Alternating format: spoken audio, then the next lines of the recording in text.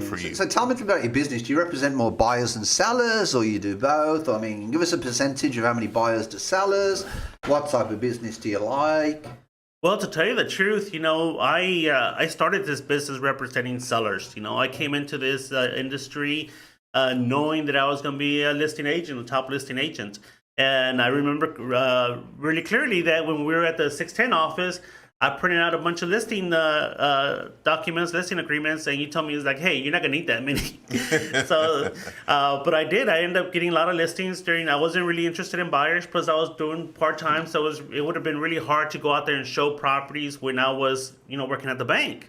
But hold on. But was it a case of you don't? It sounds to me like it wasn't a case of you don't want to represent buyers. You didn't feel that the way you approach your business that you could give them good value. So you was just being honest by saying, you know what, you're better off using another agent because it's going to take more time. If you're working at the bank, I mean, that's one of the problems with a lot of hobby agents. Mm-hmm. They just don't. And at the time, you was a hobby agent because you was a part-time agent. Mm-hmm. I'm glad to say that you got from that hobby agent point and you moved to a full-time producing agent.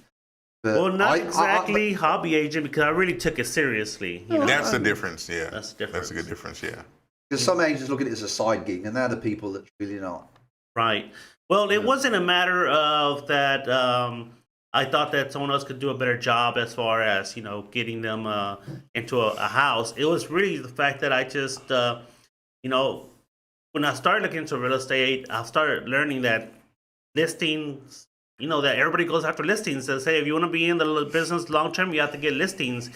And that was my focus, is to get sellers. I've always been into selling. I used to go knock on doors when I was a little kid and cut grass, and used to go out and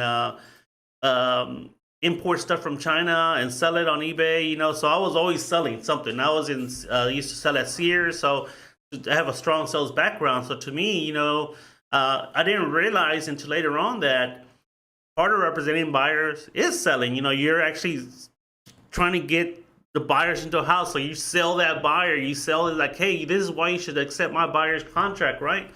But in the beginning, yes, I was all about listings. And, when I became that listing agent, and after so many experiences of being a listing agent, I quickly realized that I could probably do a much better job at helping a buyer than most other agents. Because as a listing agent, I went out looking for houses. I went out knocking on doors for sale by owners, And if I can convince a for sale by owner, someone who's selling their house, and the main reason they're selling the house is so they can save some money.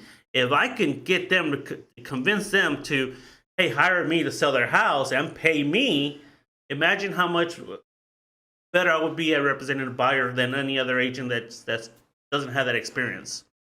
Yeah, well, and that's how I was able to get a buyer into this market, into a house in this market yesterday.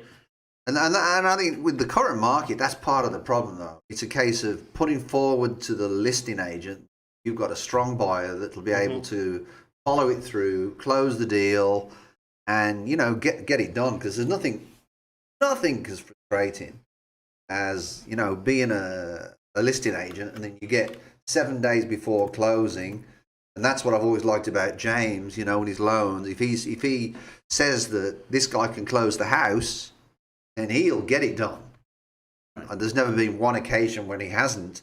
Why? Because there was something. We had an offer the other day where one of the agents came to me and said that there was a loan officer. I told them to use James. Mm-hmm.